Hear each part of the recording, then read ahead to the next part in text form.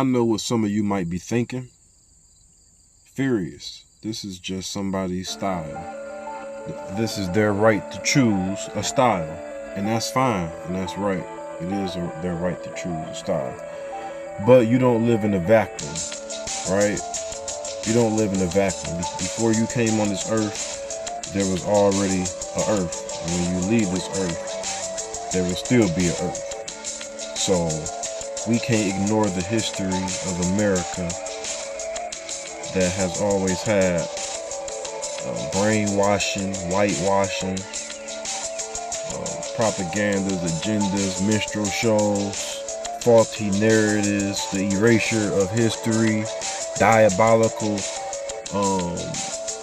schemes to make us look terrible to the global world.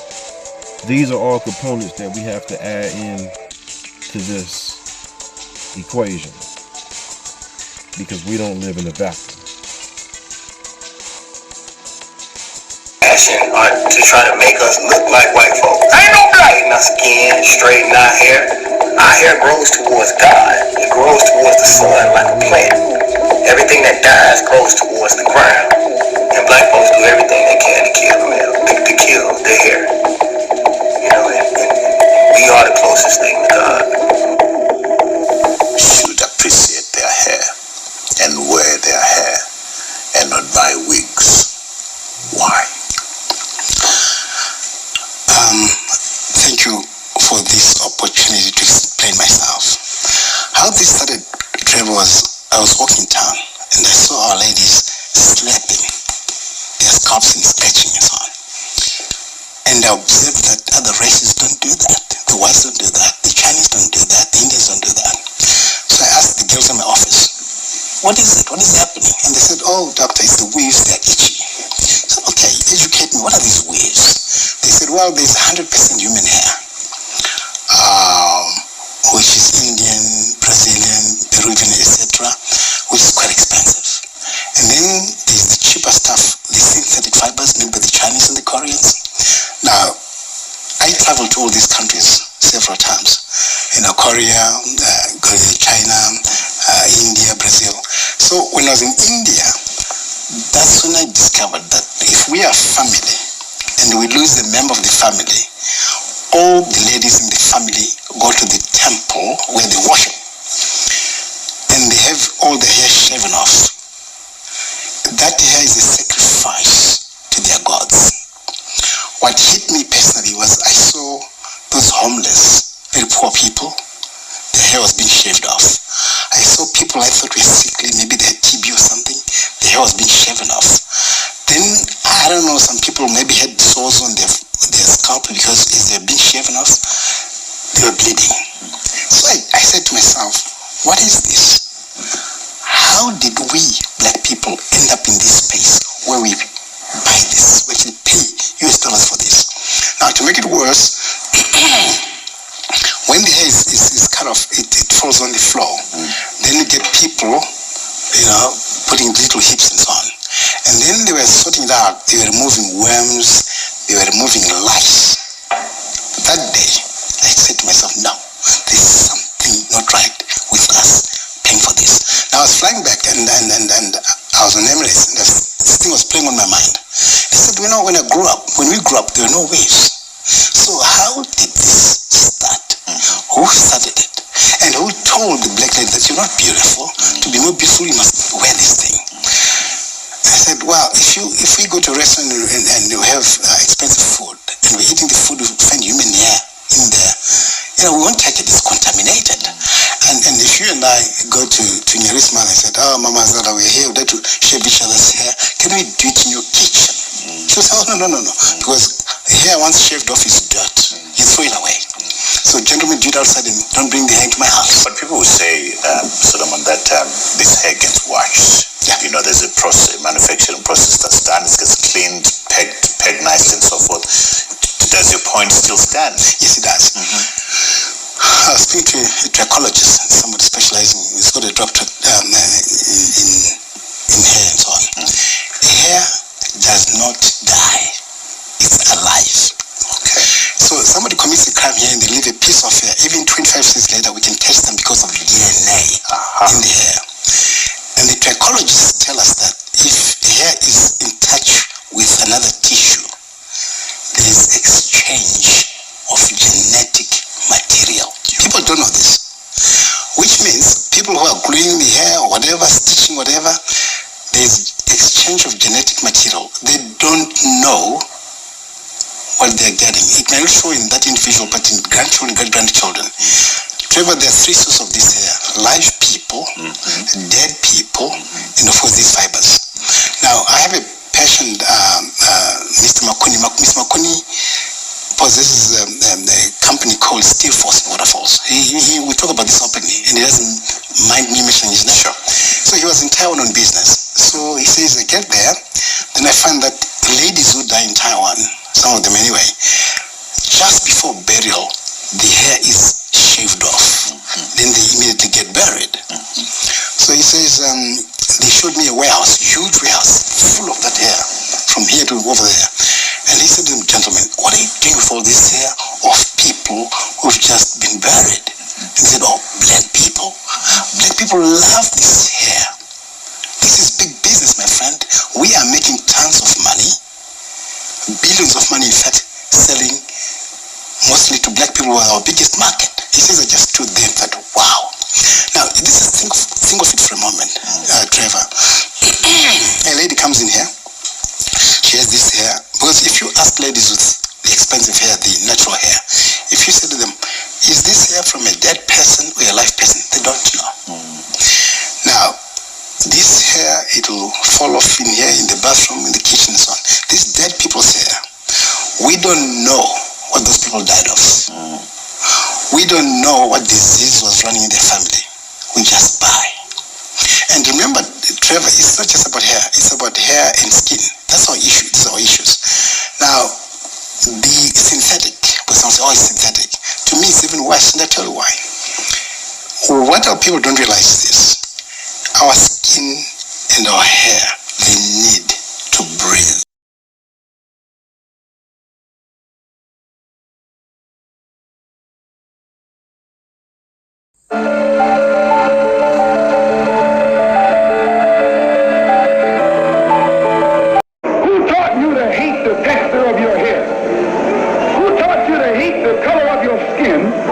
Extent that you bleach to get like the white man. Who taught you to hate the shape of your nose and the shape of your lips? Who taught you to hate yourself from the top of your head to the soles of your feet? Who taught you to hate your own kind? Who taught you to hate the race that you belong to? So much so that you don't want to be around each other. No, before you come asking Mr. Muhammad does he teach hate, you should ask yourself who taught you to hate being what God gave you.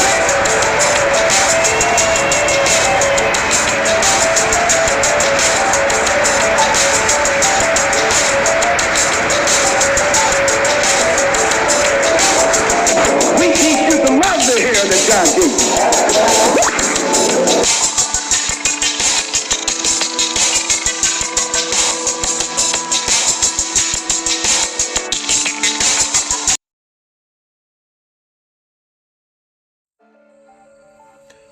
Unfortunately, we don't live in a world where we all can live under a rock or live in some bubble. The bottom line is this. Little black girls in the next generation will always take social cues, mannerisms, and cultural direction from black women. It's like that in every society. It's like that in every culture, society, tribe, all around the world. The little girl will always take behavior mannerisms, social cues, and cultural direction from the women. They depend on it, matter of fact. So why didn't any of these women idolize, such as Dorothy Dandridge, Della Reese, Diane Carroll, Eartha Kitt, Josephine Baker, Hattie McDaniel, Nichelle Nichols, Lena Horne.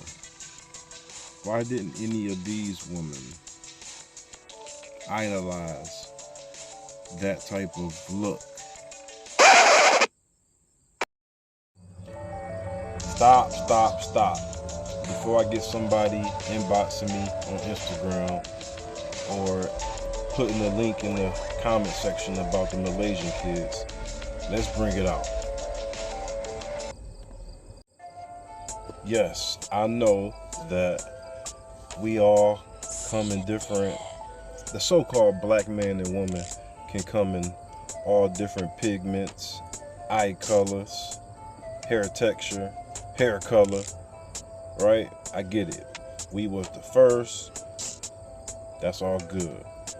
But I'm looking at this from a cultural standpoint. We know that most black parents, black boy, black girl, cannot produce at a high rate black blonde texture hair, right? We know this. Plus, just being black and melanated, even in the Bible, does not mean or coincide that you are the same people. The Egyptians and the Israelites were two different people, but both were black color. So even in the Bible, it don't mean that you are the same people with anybody, just off of look. Just off of look, from that standpoint. And back to our Malaysian family. I guess it's just about being realistic also. Like, you can't apply the micro to the macro. You can't apply the exception to the normal, right? We have what? 9 continents, 195 countries, 10,000 cities. So to bring up these certain demographics and pockets of blonde texture hair black people, it's really being disingenuous to the narrative, because we know that culturally what we can produce at a high rate, black people from where we are from, and mostly around the world. It's kind of like so if my daughter was to ask me, well, where do bears come from? And I tell her, well, bears come from the circus, right? If I was to apply the exception or the micro to the norm, I would say bears come from the circus. That's their habitat. Now, if I was to apply the normal, I would be like, well, they come from the wood. That's their habitat. That's where bears come from, sweetie. Right? You see the difference? And we like to get caught up in applying the exception to the normal.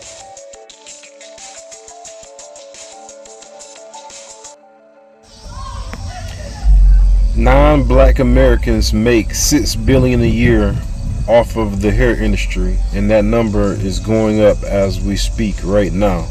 I always found it weird that we kind of incentivize our little girls that their beauty is in a supply store that we don't even own. Like, just saying it out loud doesn't even sound smart, does it? Or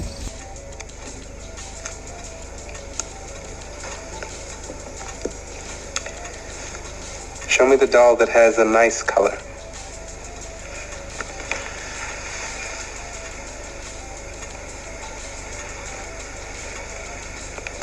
Show me the doll that looks ugly.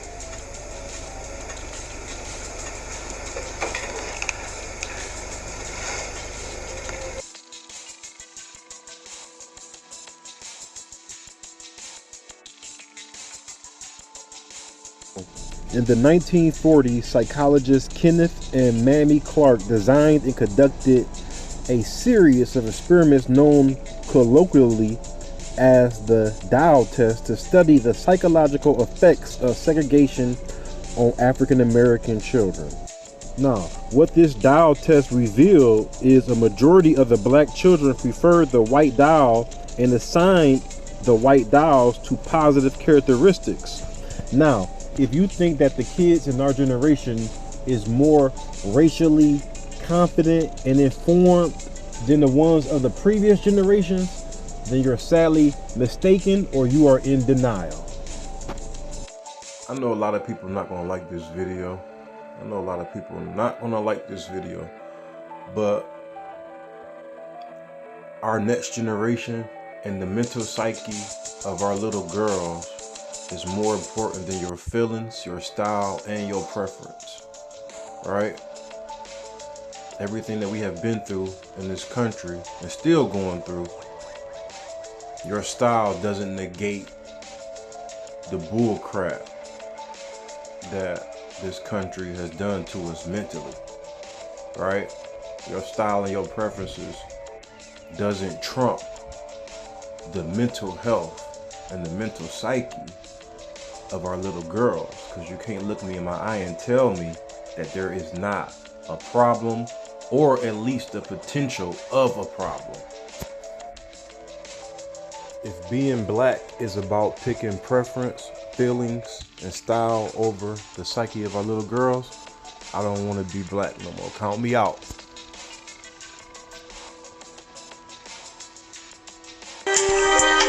White women with locks. White women with cornrows. Doing it hard. And you know, just imagine how they would look next to this black woman with this wig on. Time you talk to a black woman, it's like, well, where the fuck you coming with white women? Because they're obsessed with white women. Anything white women do, they will do. So if white women did this, overnight, black women would talk about reclaiming their African heritage. All of a sudden, they would start burning incense and studying black history, and right? All of a sudden, they would be black and proud, right? Because they wanna take it back over.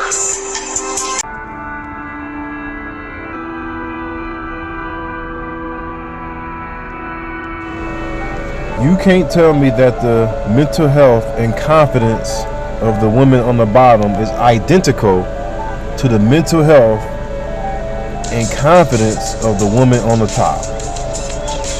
I don't think that you can honestly say that. If we're not careful, we're going to raise a generation of Cardi B's and Little Kims. And you can't look me in my eyes and tell me that that is impossible and I'm coming from left field and I don't know what I'm talking about. You can't tell me that, because I'm rational, I'm logical, and I'm practical.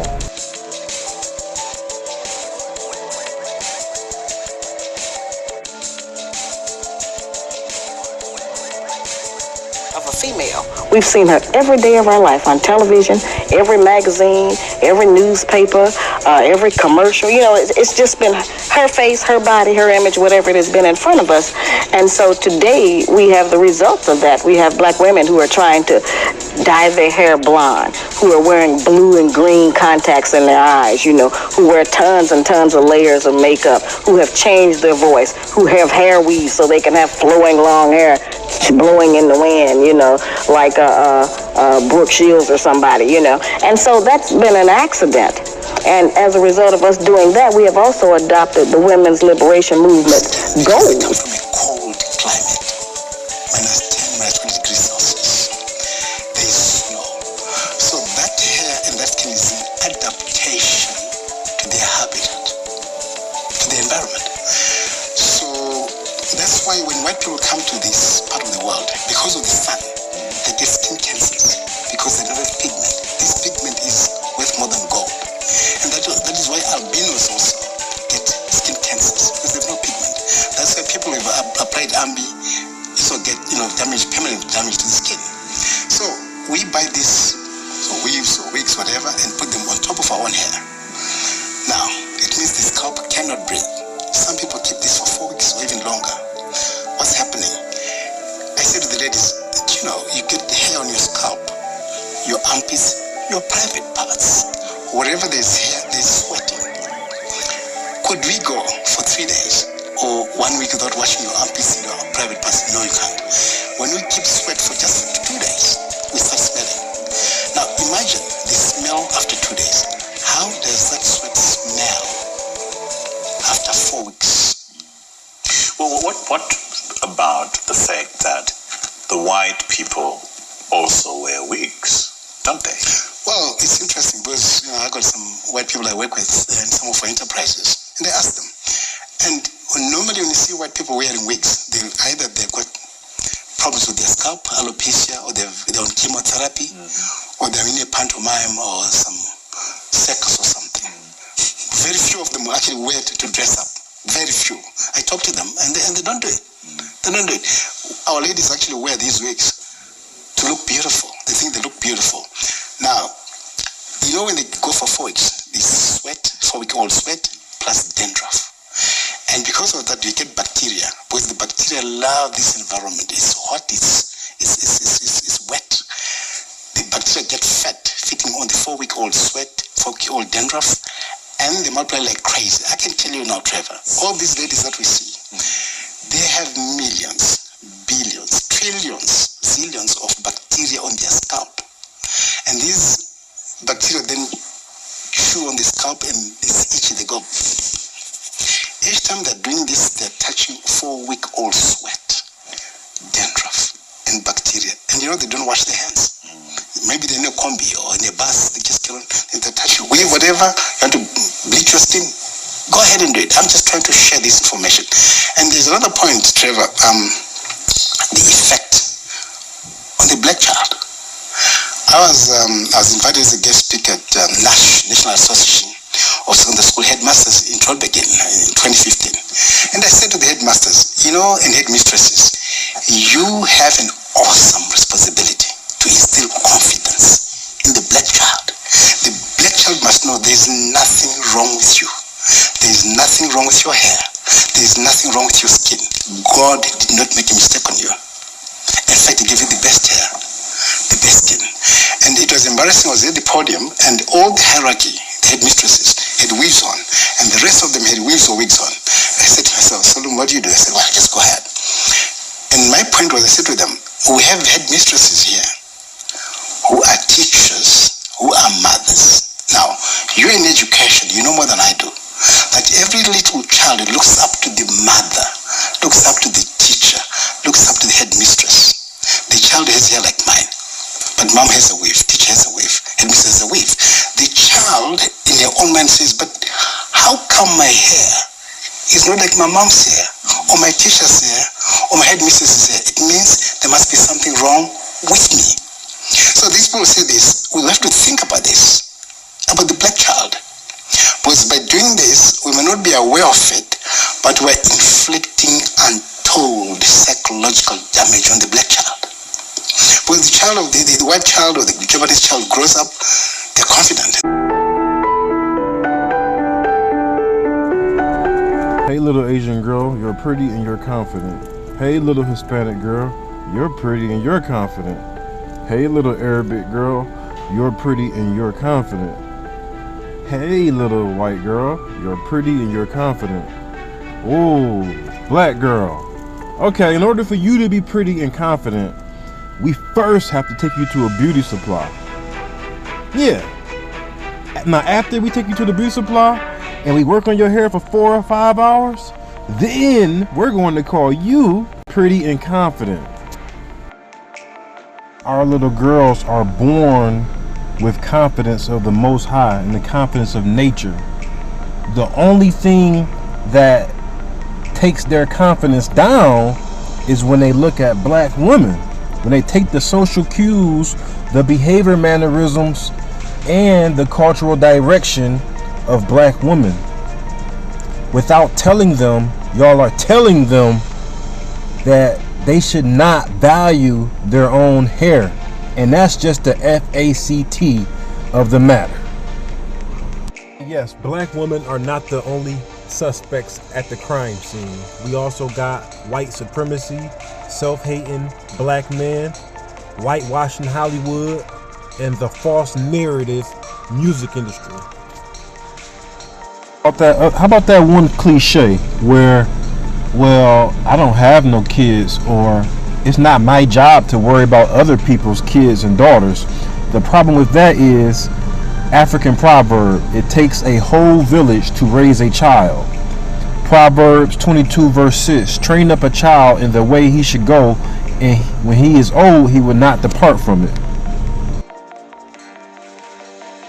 About the cliche that there are more important things to talk about than people's hair and their preferences. You know what? That is also true. But what do we say whenever we see a woman in an abusive relationship? What do we say? When we see a man beating a woman's ass and she don't leave, what do we say? We say she hasn't left because she don't love herself. The reason why she letting Tyrone or Chad whoop her ass is because she don't love herself, right? So obviously, and when we're talking about abuse, it's not just physical. There's mental abuse, there's emotional abuse, and there's verbal abuse. But if you put yourself through any of those abuse, then there's a lack of love, obviously, that you have for yourself. Another cliche is when they say, well, white men don't say anything about their wives' hair, and white women don't have to be confined and they have freedom, yada yada, right? I always found that cliche very interesting, right? Because at the end of the day, you can't. Black people and white people are two different people, man. Let's be for real. But the fact that you had to use them as a comparison analysis to validate your actions or your behavior or your choices, that should let you know that you're going down the wrong path. Right? Whenever you gotta say that Chad and Karen is the reason why said black person should do this, I find that hilarious and dangerous at the same time. I'm gonna be 100 with you.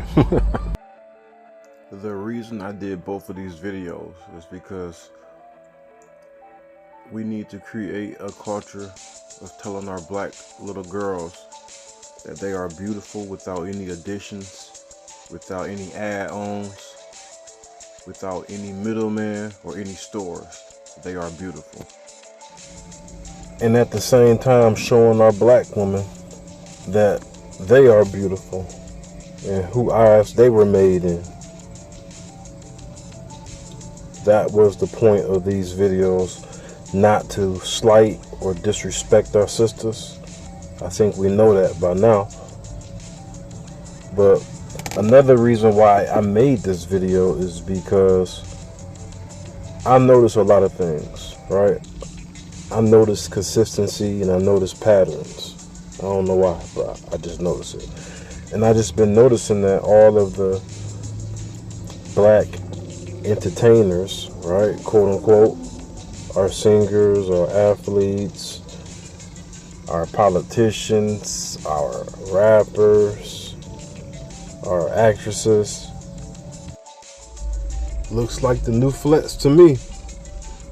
And I would just ask why.